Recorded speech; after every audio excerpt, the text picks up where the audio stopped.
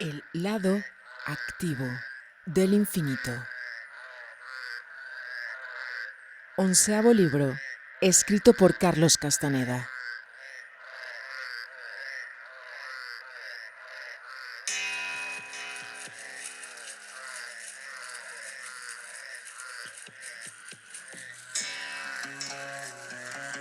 Del capítulo Más allá de la sintaxis. Hoy te presentamos el acomodador.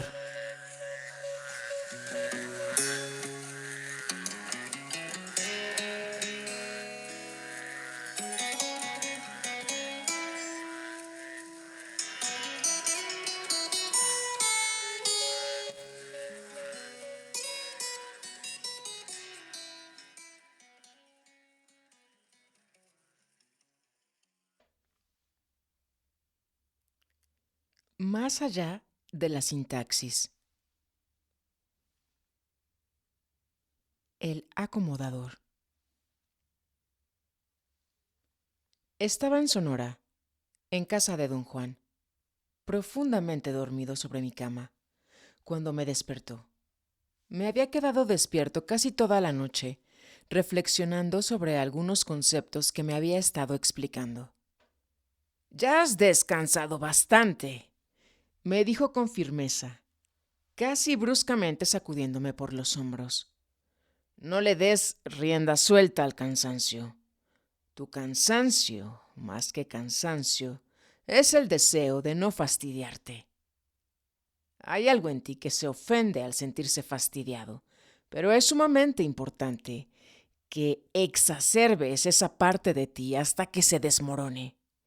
Vamos a hacer una caminata». Don Juan tenía razón.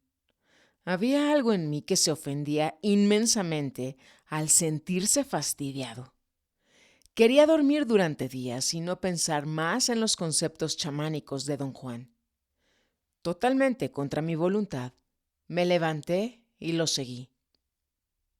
Don Juan había preparado un almuerzo que me tragué como si nunca hubiera comido durante días, y entonces salimos de la casa con dirección hacia el este, hacia las montañas. Había andado tan aturdido que no me había fijado que era muy de mañana hasta que vi el sol. Quedaba justo sobre la cordillera al este. Quería decirle a don Juan que había dormido toda la noche sin moverme, pero me calló. Me dijo que íbamos a hacer una expedición a las montañas en busca de unas plantas específicas.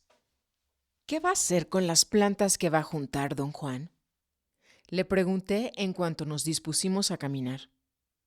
«No son para mí», me dijo con una sonrisa. «Son para un amigo mío, un botánico y farmacéutico. Hace pociones con ellas». «¿Es Jackie, don Juan? ¿Vive aquí en Sonora?», le pregunté. «No, no es Jackie y no vive aquí en Sonora. Ya lo conocerás uno de estos días». «¿Es brujo, don Juan?».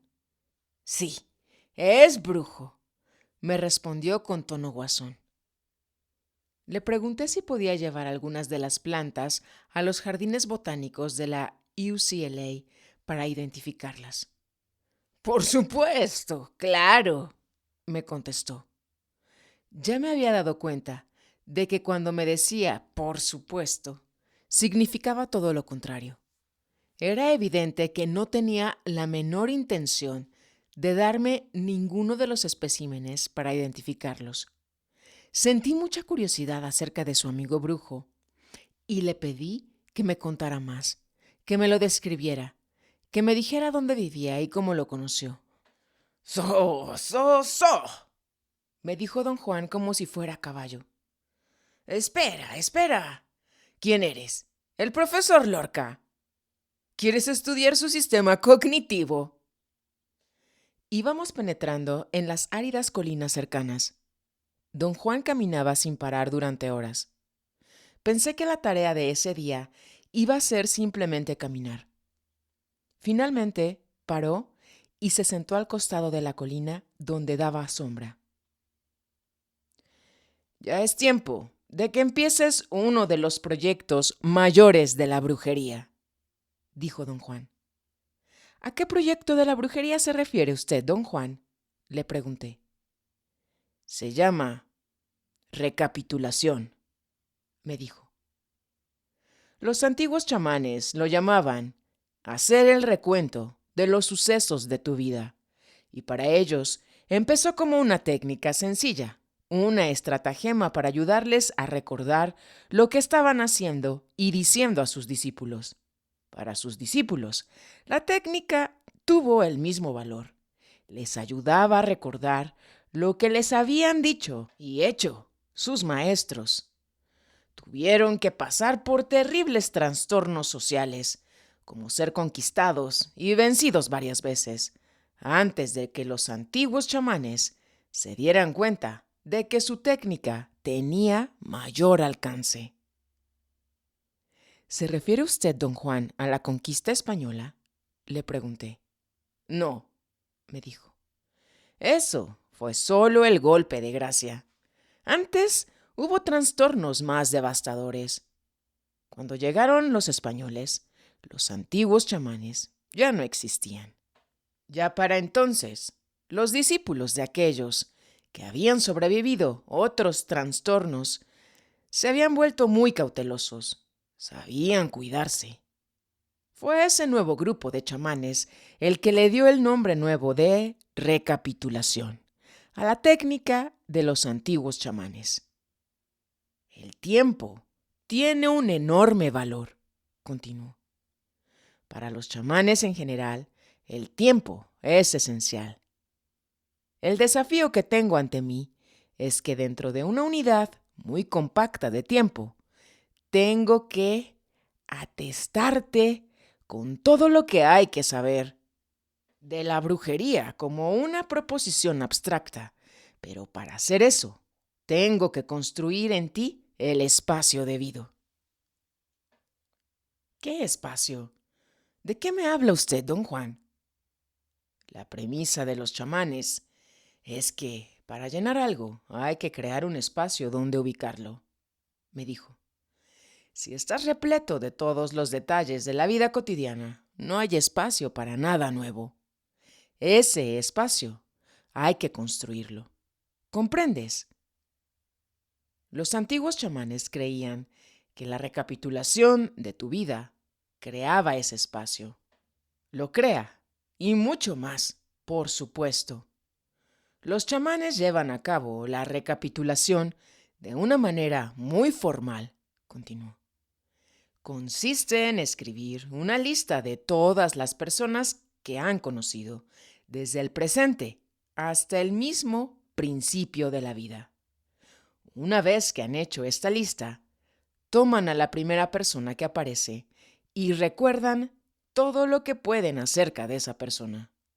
Y quiero decir todo, cada detalle. Es mejor recapitular desde el presente hacia el pasado, porque los recuerdos del presente están más vivos, y de esa manera la habilidad para recordar se afila. Lo que hacen los practicantes es recordar y respirar. Inhalan lenta y deliberadamente, abanicando la cabeza de derecha a izquierda, en un vaivén casi imperceptible, y exhalan de la misma manera. Dijo que las inhalaciones y las exhalaciones deben ser naturales. Si son demasiado rápidas, uno podría entrar en algo que se llama respiraciones fatigantes. Respiraciones que requerirían respiraciones más lentas después para calmar los músculos. ¿Y qué quiere que haga con todo esto, don Juan?, le pregunté. Empieza a hacer tu lista ahora mismo, dijo. Divídela por años, por trabajos. Arréglala en el orden que quieras, pero hazla secuencial, con la persona más reciente al principio y termina con mamá y papá. Y luego recuerda todo acerca de ellos, sin más ni más. Al practicar, te vas a dar cuenta de lo que estás haciendo. Durante mi siguiente visita a su casa, le dije a don Juan que había estado repasando todos los sucesos de mi vida meticulosamente y que era muy difícil adherirme a su formato estricto y seguir mi lista de personas una por una. Generalmente, mi recapitulación me llevaba por uno y otro camino. Dejaba que los sucesos decidieran la vertiente de mi recuerdo. Lo que hacía, que era volitivo, era adherirme a una unidad general del tiempo. Por ejemplo, había empezado con la gente del departamento de antropología, pero dejaba que mis recuerdos me llevaran a cualquier momento, empezando con el presente y retrocediendo en el tiempo hasta el día en que empecé a asistir a la UCLA. Le dije a don Juan que había descubierto algo muy curioso, que había olvidado por completo y que no tenía yo idea alguna de que existía la UCLA hasta que una noche vino a Los Ángeles la que había sido compañera de cuarto de mi novia en la universidad y fuimos al aeropuerto por ella. Iba a estudiar musicología en la UCLA. Su avión llegó ya entrada la tarde y me pidió que la llevara a la ciudad universitaria para poder echarle un vistazo al lugar donde iba a pasar los próximos 4 años de su vida. Yo sabía dónde estaba, porque había pasado delante de la entrada en el Boulevard Sunset interminables veces camino a la playa. Sin embargo, nunca había entrado. Estaban entre semestres. La poca gente que encontramos nos dirigió al departamento de música. El campo universitario estaba vacío, pero lo que atestigué subjetivamente fue la cosa más exquisita que jamás he visto. Fue un deleite para mis ojos. Los edificios parecían estar llenos de su propia energía. Lo que iba a ser una visita superficial al departamento de música se convirtió en un recorrido gigantesco por toda la universidad. Me enamoré de la UCLA. Le comenté a don Juan que la única cosa que me aguó la fiesta fue el enojo de mi novia cuando insistí en que camináramos alrededor de toda la ciudad universitaria. ¿Qué demonios puede haber aquí?, me gritó en un tono de protesta. Es como si nunca hubieras visto una ciudad universitaria en tu vida. Si has visto una, las has visto todas. Lo que pasa es que estás tratando de impresionar a mi amiga con tu sensibilidad. Pero no era el caso. Y con vehemencia les dije que estaba genuinamente impresionado por la belleza que me rodeaba.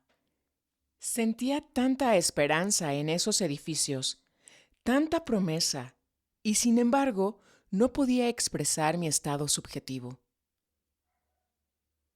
He asistido a la escuela casi toda mi vida, dijo mi novia entre dientes, y estoy harta y cansada. Nadie va a encontrar ni mierda aquí. No son más que cuentos y ni siquiera te preparan para enfrentarte a las responsabilidades de la vida. Cuando dije que quería estudiar ahí, se puso aún más fúrica. ¡Ponte a trabajar!, me gritó. Ve y enfréntate a la vida de 8 a 5 y déjate de mierdas. Eso es lo que es la vida, trabajar de 8 a 5, 40 horas por semana. Mira el resultado, mírame a mí. Estoy súper educada y no estoy preparada para un empleo. Lo único que yo sabía es que nunca había visto un lugar tan bello. Hice la promesa de que iría a estudiar a la UCLA, no importaba cómo, pasara lo que pasara, contra viento y marea. Mi deseo tenía todo que ver conmigo y a la vez no estaba impulsado por una necesidad de gratificación inmediata. Era más bien una cuestión en el reino del asombro. Le dije a don Juan que el enojo de mi novia me había sacudido tanto que empecé a verla de manera distinta y que, según mi recuerdo, fue la primera vez que un comentario había suscitado en mí tan fuerte reacción. Vi facetas de carácter en mi novia que no había visto anteriormente, facetas que me llenaron de un miedo espantoso. Creo que la juzgué muy mal, le dije a don Juan. Después de nuestra visita a la universidad, nos fuimos distanciando. Era como si la UCLA nos hubiera dividido. Yo sé que es absurdo pensar así. No es absurdo, dijo don Juan. Es una reacción totalmente válida. Mientras caminabas por la universidad, estoy seguro de que tuviste un encuentro con el intento. Hiciste el intento de estar allí y tenías que soltarte de cualquier cosa que se te opusiera. Pero no exageres, prosiguió. El toque del guerrero viajero es muy ligero, aunque muy cultivado. La mano del guerrero viajero empieza como una mano de hierro, pesada y apretada. Pero se convierte en la mano de un duende, una mano de telaraña. Los guerreros viajeros no dejan señas ni huellas. Ese es el desafío del guerrero viajero. Los comentarios de don Juan me hicieron caer en un profundo estado taciturno de recriminaciones contra mí mismo. Sabía a través de lo poco que había recordado que yo era de mano pesada en extremo, obsesivo y dominante. Le comenté mis reflexiones a don Juan. El poder de la recapitulación, dijo don Juan, es que revuelve todo el desperdicio de nuestras vidas y lo hace salir a la superficie. Entonces don Juan delineó las complejidades de la conciencia y de la percepción, que eran la base de la recapitulación. Empezó por decir que iba a presentar un arreglo de conceptos que bajo ninguna condición debía tomar como teorías chamánicas, porque era un arreglo formulado por los chamanes del México antiguo como resultado de ver la energía directamente como fluye en el universo. Me advirtió que me iba a presentar las unidades de este arreglo sin ninguna tentativa de clasificarlas o de colocarlas según una norma predeterminada. No estoy interesado en clasificaciones, prosiguió. Has estado clasificando todo a lo largo de tu vida. Ahora, por fuerza, vas a alejarte de las clasificaciones. El otro día, cuando te pregunté si sabías algo acerca de las nubes, me diste los nombres de todas las nubes y el porcentaje de humedad que se debe esperar de cada una de ellas. Eras un verdadero meteorólogo. Pero cuando te pregunté si sabías qué podías hacer personalmente con las nubes, no tenías idea de lo que estaba hablando. Las clasificaciones tienen su mundo propio, continuó. Después de que empiezas a clasificar cualquier cosa, la clasificación adquiere vida propia y te domina. Pero como las clasificaciones nunca empezaron como asuntos que dan energía, siempre se quedan como troncos muertos. No son árboles, son sencillamente troncos. Me explicó que los chamanes del México antiguo vieron que el universo en general está compuesto de campos de energía bajo la forma de filamentos luminosos. Vieron billones por donde fuera que vieran. También vieron que estos campos de energía se configuran en corrientes de fibras luminosas, torrentes que son fuerzas constantes, perennes en el universo, y la corriente o torrente de filamentos que se relaciona con la recapitulación fue nombrada por aquellos chamanes el oscuro mar de la conciencia y también el águila. Declaró que los chamanes también descubrieron que cada criatura del universo está atada al oscuro mar de la conciencia por un punto redondo de luminosidad, que era aparente cuando esas criaturas eran percibidas como energía. Don Juan dijo que sobre ese punto de luminosidad, que los chamanes del México antiguo llamaron el punto de encaje, la percepción se encaja a través de un aspecto misterioso del oscuro mar de la conciencia. Sostuvo que bajo la forma de filamentos luminosos, billones de campos energéticos del universo, en general, convergen y atraviesan el punto de encaje de los seres humanos.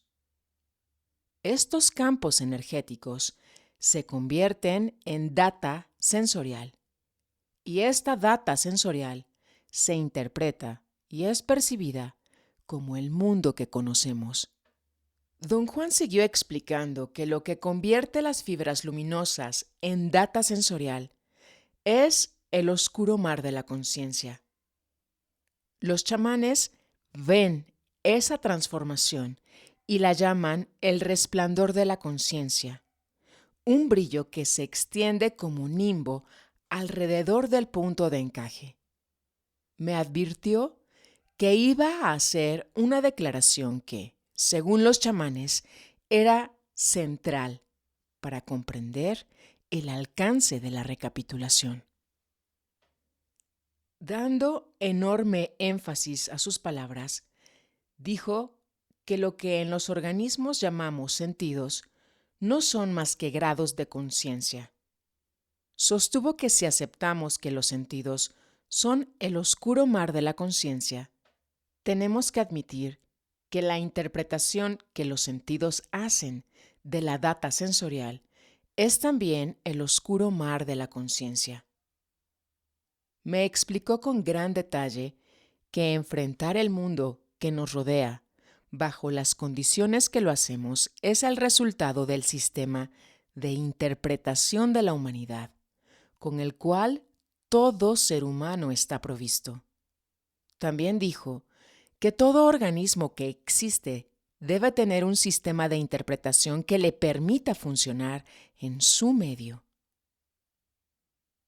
Los chamanes que vieron después de las agitaciones apocalípticas que te contaba, continuó, vieron que al momento de la muerte, el oscuro mar de la conciencia se tragaba, por así decirlo, la conciencia de las criaturas vivas a través del punto de encaje.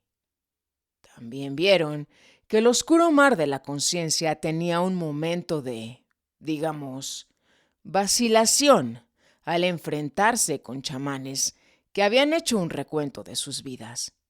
Sin saberlo, algunos habían hecho ese recuento tan minuciosamente que el oscuro mar de la conciencia tomaba la conciencia de sus experiencias de vida, pero no tocaba su fuerza vital. Los chamanes habían descubierto una verdad gigantesca acerca de las fuerzas del universo. El oscuro mar de la conciencia solo quiere nuestras experiencias de vida, no nuestra fuerza vital. Las premisas de la declaración de don Juan me eran incomprensibles. O quizá sería más acertado decir que reconocía vagamente y a la vez profundamente cuán funcionales eran las premisas de su explicación. Los chamanes creen, prosiguió don Juan, que al recapitular nuestras vidas, toda la basura, como te dije, sale a la superficie. Nos damos cuenta de nuestras contradicciones, nuestras repeticiones, pero algo en nosotros se resiste tremendamente a la recapitulación. Los chamanes dicen que el camino queda libre solo después de una agitación gigantesca, después de que aparece en la pantalla el recuerdo de un suceso que nos sacude hasta los cimientos, con una claridad de detalles terrorífica. Es el suceso que nos arrastra hasta el momento real en que lo vivimos. Los chamanes llaman a ese suceso el acomodador, porque desde ese momento, cada suceso que tocamos no solo se recuerda, sino que se vuelve a vivir. Caminar precipita los recuerdos, dijo don Juan. Los chamanes del México antiguo creían que todo lo que vivimos queda guardado como sensación en la parte trasera de las piernas. Consideraban la parte trasera de las piernas como el almacén de la historia personal del hombre. Así es que vamos a hacer una caminata en las colinas. Caminamos casi hasta que oscureció. Creo, dijo don Juan, cuando ya estábamos en la casa, que te he hecho caminar lo suficiente para prepararte para esa maniobra de chamanes de encontrar un acomodador.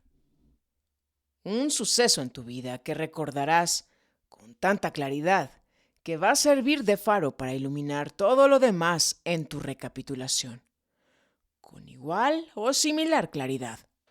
Haz lo que los chamanes llaman recapitular las piezas de un rompecabezas, algo que te va a conducir a recordar el suceso que te servirá de acomodador. Me dejó solo, haciéndome una última advertencia. Dale lo mejor que tienes, dijo. Dale lo máximo.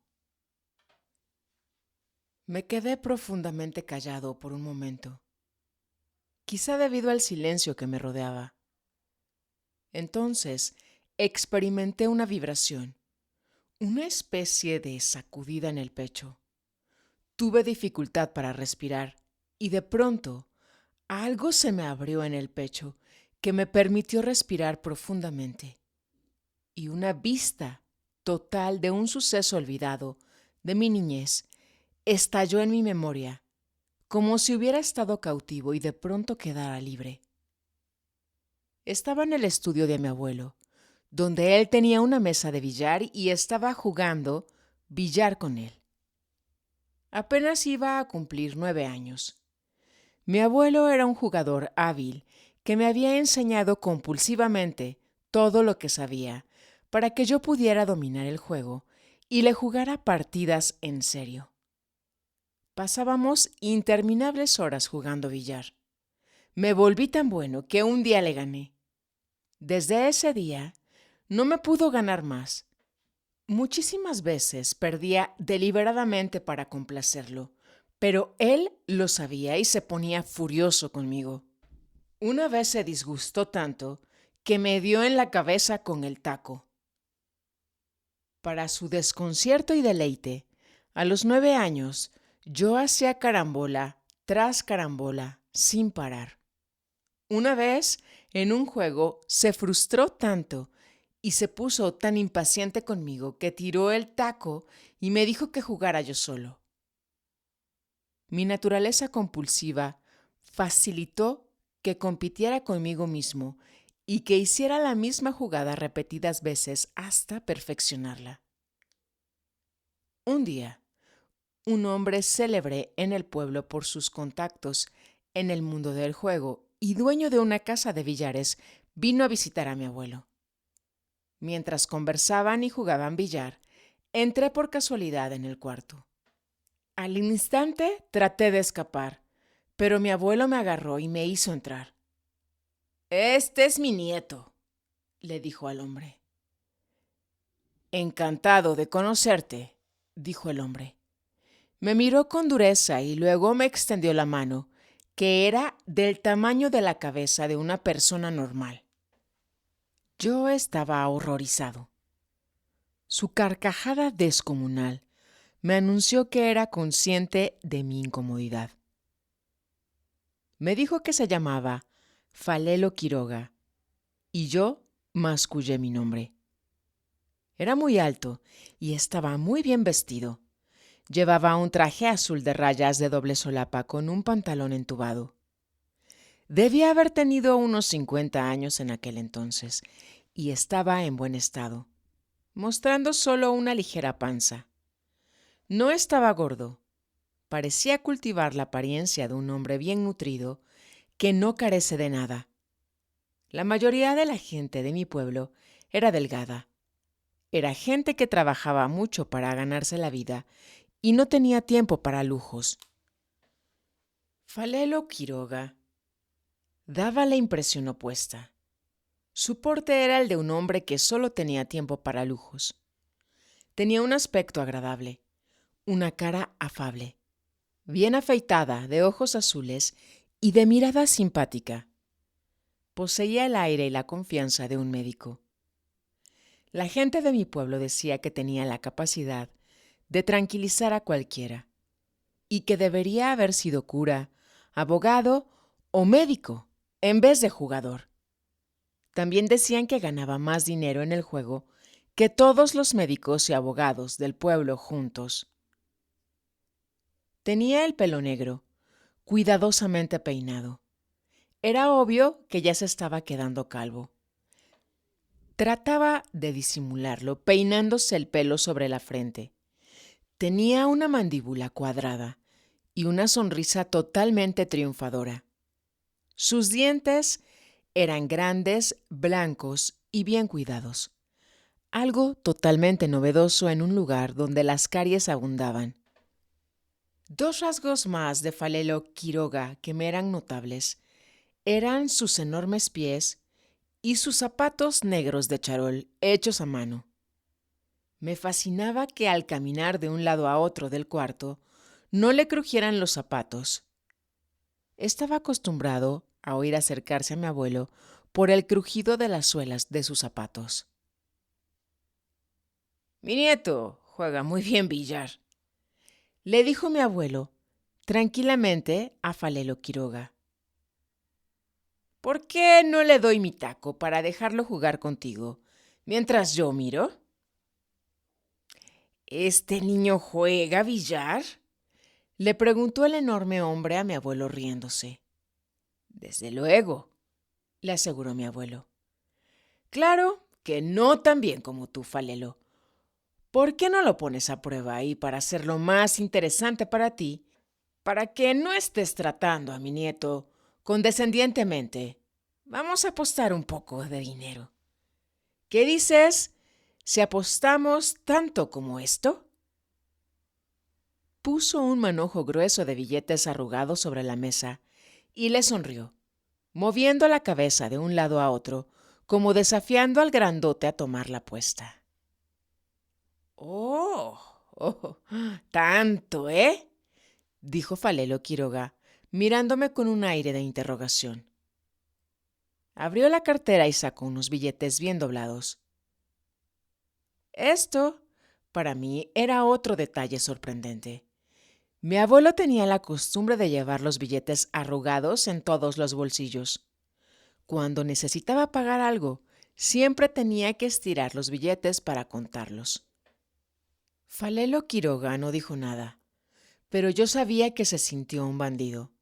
Le sonrió a mi abuelo y, obviamente, por no faltarle el respeto, puso su dinero sobre la mesa. Mi abuelo, haciendo de árbitro, fijó el juego en un cierto número de carambolas y tiró una moneda para ver quién iba a empezar. Ganó Falelo Quiroga. Dale todo lo que tienes, no te contengas, le insistió mi abuelo. No tengas ninguna pena en acabar con este imbécil y ganarte mi dinero.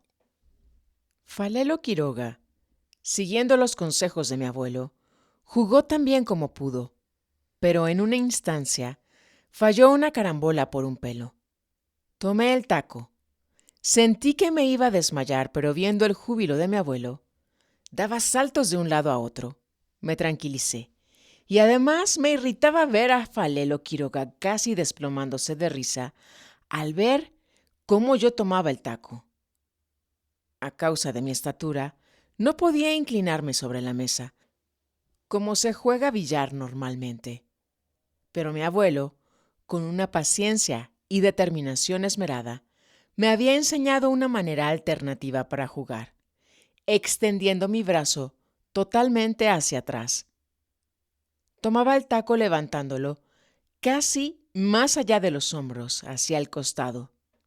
¿Qué hace cuando tiene que alcanzar la mitad de la mesa?, preguntó Falelo Quiroga, muerto de risa. Se cuelga de la orilla de la mesa, dijo mi abuelo como si nada. Sabes que está permitido. Mi abuelo se me acercó y me susurró entre dientes que si me hacía el correcto y perdía, me iba a romper todos los tacos en la cabeza. Yo sabía que no hablaba en serio. Era su manera de demostrar la confianza que me tenía. Gané fácilmente. Mi abuelo estaba rebosante de alegría, pero, cosa rara, también lo estaba Falelo Quiroga. Soltaba carcajadas dando vueltas alrededor de la mesa de billar y dando de palmaditas en las orillas. Mi abuelo me puso por los cielos.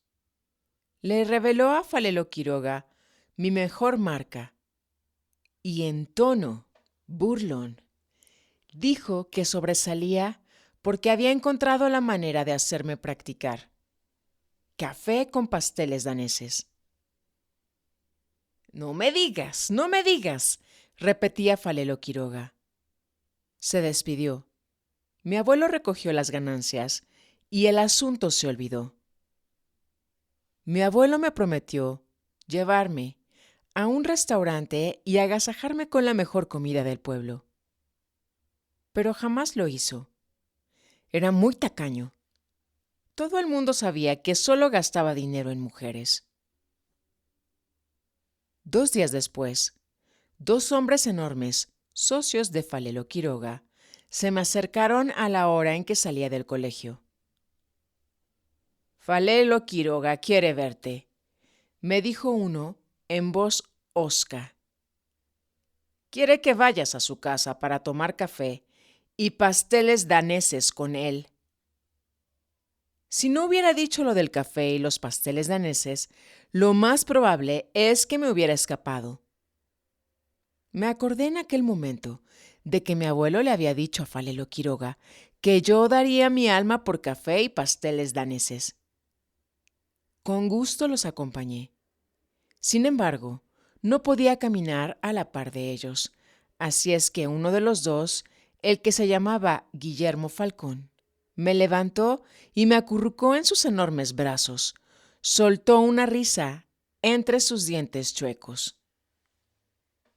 Más vale que te guste el paseo, joven, me dijo. Su aliento apestaba horrendamente. ¿Te han llevado así alguna vez? Viendo cómo te meneas, diría que nunca. Se echaba grotescas carcajadas.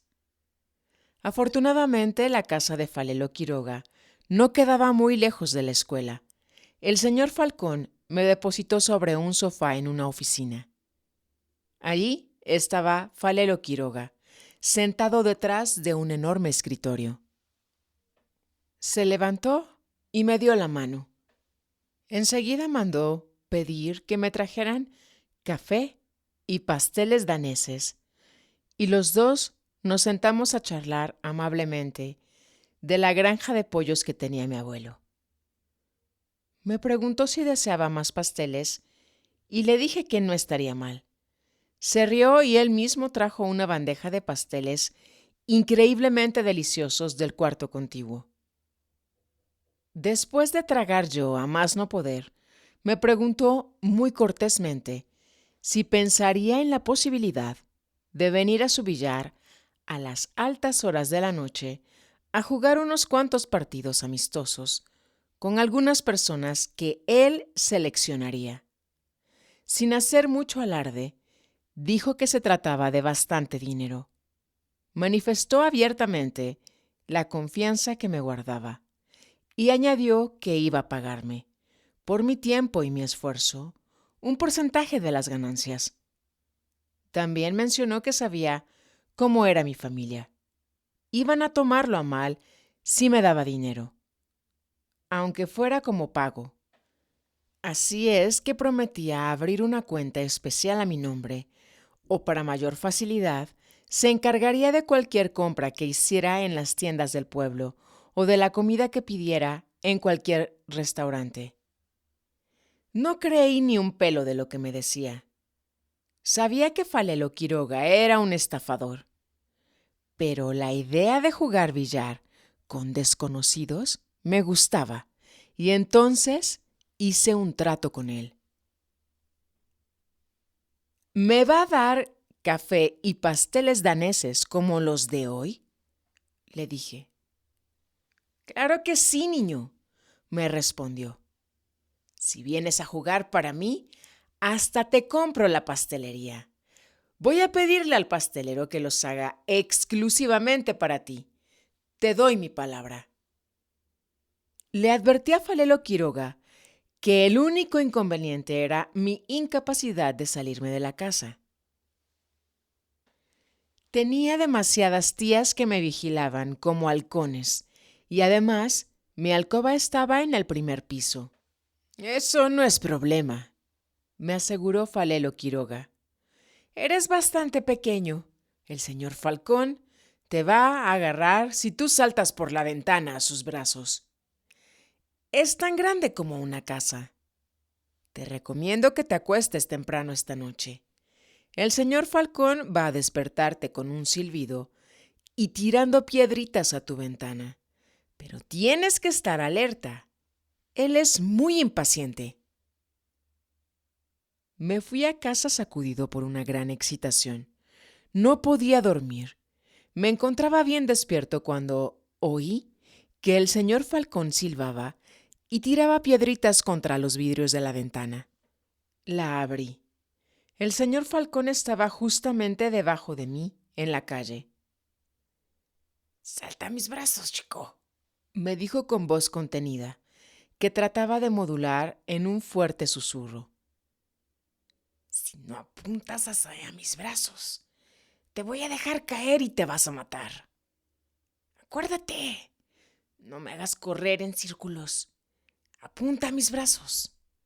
Salta, salta».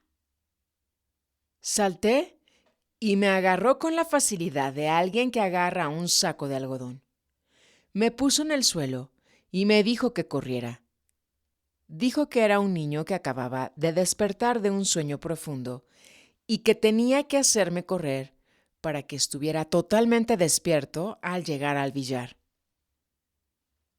Jugué esa noche contra 2 hombres y gané las 2 partidas.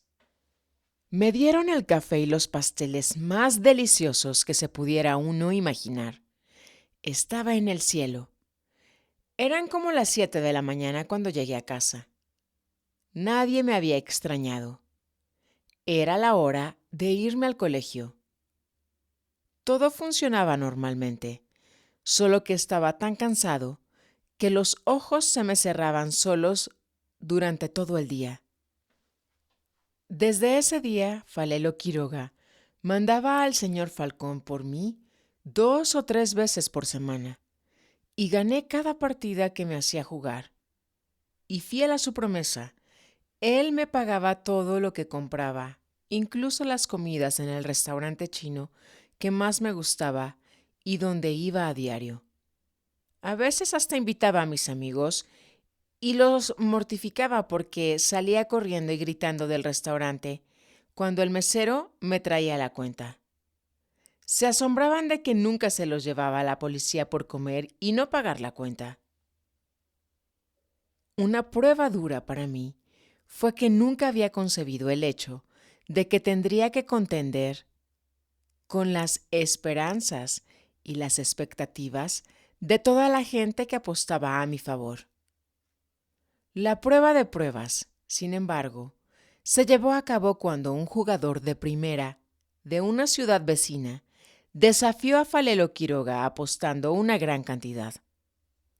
La noche de la partida era de malos auspicios.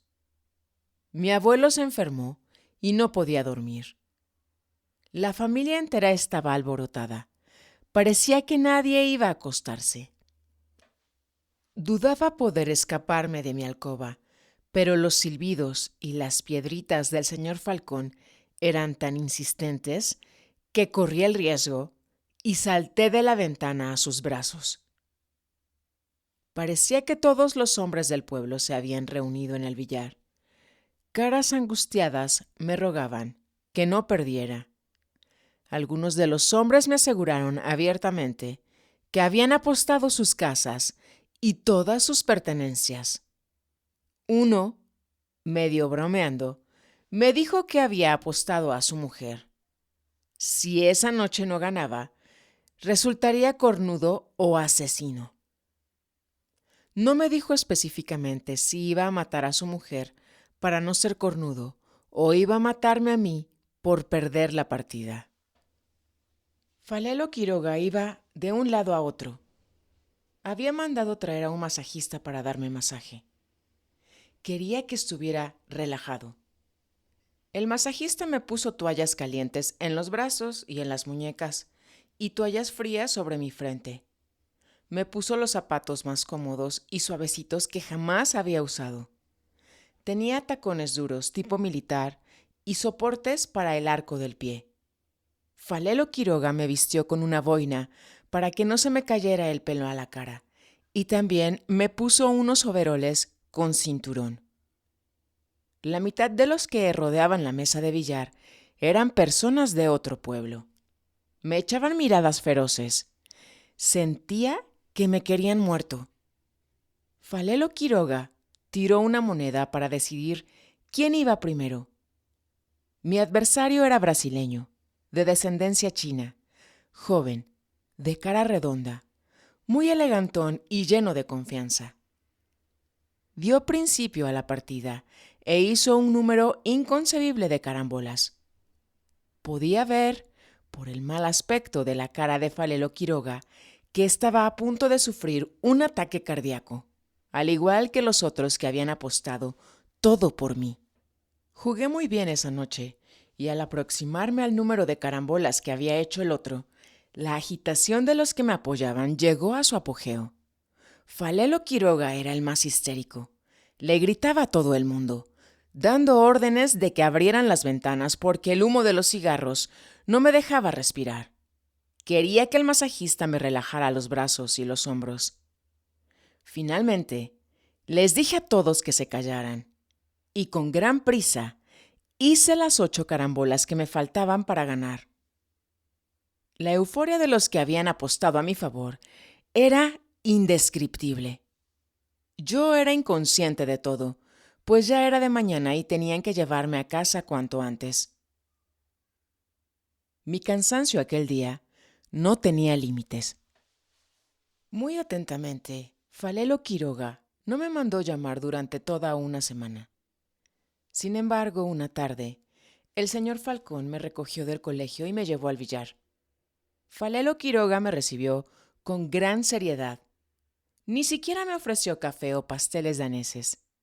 Ordenó que nos dejaran solos y fue directamente al grano. Acercó su silla junto a mí. He depositado mucho dinero en el banco a tu nombre, me dijo con solemnidad. Soy fiel a mi promesa. Te doy mi palabra. Siempre te cuidaré. Tú lo sabes. Ahora, si haces lo que yo te digo, vas a hacer tanto dinero que no vas a trabajar un solo día de tu vida. Quiero que pierdas tu próxima partida por una carambola. Sé que lo puedes hacer, pero quiero que pierdas por solo un pelo. Cuanto más dramático, mejor. Estaba estupefacto. Todo esto me resultaba incomprensible. Falelo Quiroga repitió su solicitud y me explicó, además, que iba a apostar de manera anónima todo lo que tenía contra mí y que este era el tino de nuestro nuevo trato. El señor Falcón te ha estado vigilando durante meses, me dijo. Lo único que debo decirte es que el señor Falcón usa toda su fuerza para protegerte. Pero podría ser lo contrario, con la misma fuerza. La amenaza de Falelo Quiroga no pudo haber sido más evidente. Debió haber visto en mi cara el horror que sentí, porque se tranquilizó y se puso a reír. Oh, pero no te preocupes por esas cosas, me dijo, tratando de tranquilizarme. Porque nosotros somos hermanos. Era la primera vez en mi vida que me encontraba en una situación insostenible. Quería escapar de Falelo Quiroga, del miedo que me había evocado, pero a la vez, y con la misma fuerza, quería quedarme. Quería la facilidad de comprar todo lo que quería en cualquier tienda y, sobre todo, la facilidad de poder comer en cualquier restaurante de mi gusto sin pagar. Pero nunca tuve que tomar una decisión. Inesperadamente, al menos para mí, mi abuelo se mudó a otro lugar, muy lejos. Parecía como si él supiera lo que pasaba, y entonces me mandaba allí antes que a los demás. Yo dudaba que él supiera lo que verdaderamente pasaba. Aparentemente, el alejarme fue uno de sus usuales actos intuitivos. El regreso de don Juan me sacó de mis recuerdos. Había perdido la noción del tiempo. Tendría que haber estado muerto de hambre, pero no. Estaba lleno de una energía nerviosa.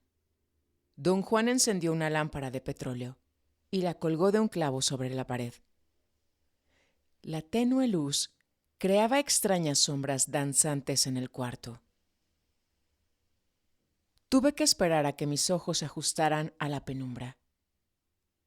Entré en un estado de profunda tristeza. Era un sentimiento extraño, indiferente, un anhelo que se extendía y que venía de esa penumbra, o quizá de la sensación de sentirme atrapado. Estaba tan cansado que quería irme, pero a la vez, y con la misma fuerza, quería quedarme. La voz de don Juan me trajo cierta mesura. Parece que él sabía la causa y la profundidad de mi confusión, y adaptó su voz a la ocasión. La seriedad de su tono me ayudó a recobrar el dominio sobre algo que fácilmente podría haberse convertido en una reacción histérica a la fatiga y al estímulo mental. El recontar sucesos es mágico para los chamanes, dijo. No se trata simplemente de contar un cuento, es ver la tela sobre la que se basan los sucesos. Es por eso que el recuento es tan vasto y tan importante.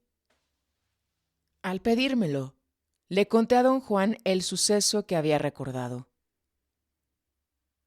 ¡Qué apropiado!, dijo con una risita de deleite. Lo único que puedo comentar es que los guerreros viajeros se tienen que dejar llevar. Van a donde los lleva el impulso. El poder de los guerreros viajeros es estar alerta para conseguir el máximo efecto con el mínimo impulso. Y sobre todo, su poder está en no interferir. Los sucesos tienen una fuerza, una gravedad propia. Y los viajeros son simplemente viajeros. Todo lo que los rodea es solo para sus ojos. De esta manera, los viajeros construyen el significado de cada situación, sin preguntar nunca cómo fue que pasó, así o asá.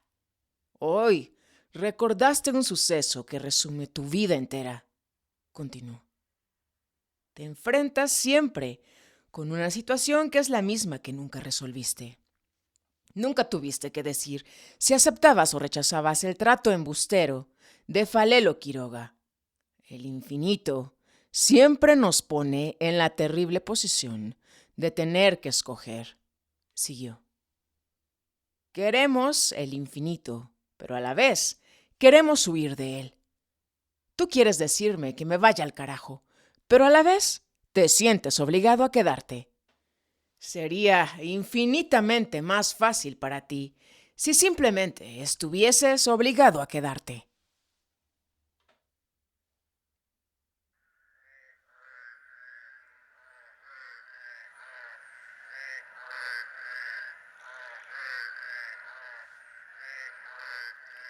Esto fue El lado activo del infinito. El 11º libro, escrito por Carlos Castaneda.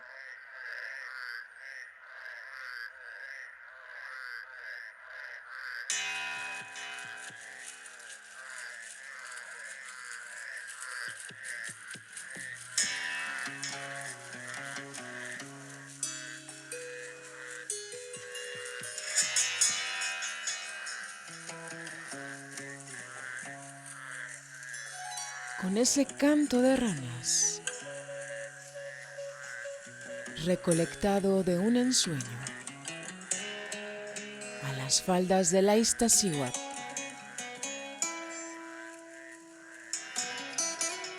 una noche de verano,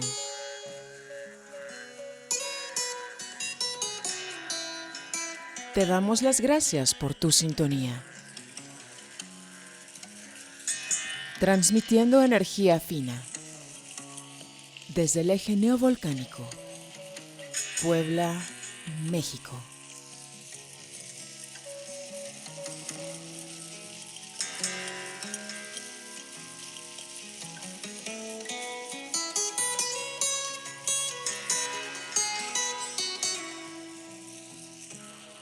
Navegando juntos sobre esta preciosa tierra, planeta azul.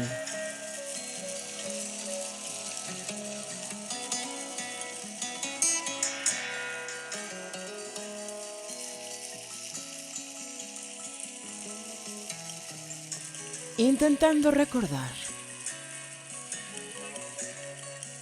el camino hacia el sol.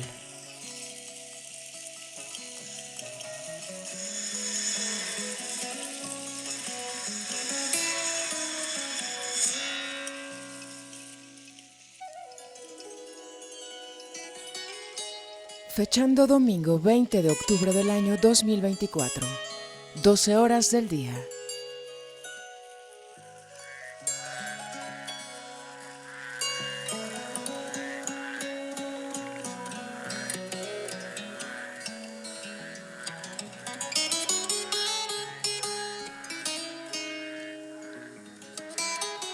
Agradecidos con el corazón que toca esta guitarra.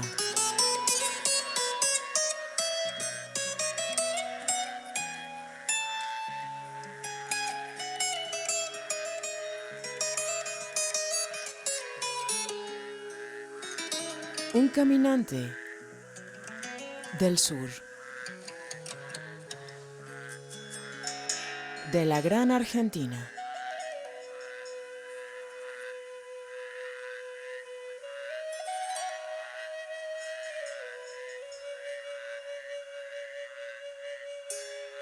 Manuel, desde Buenos Aires.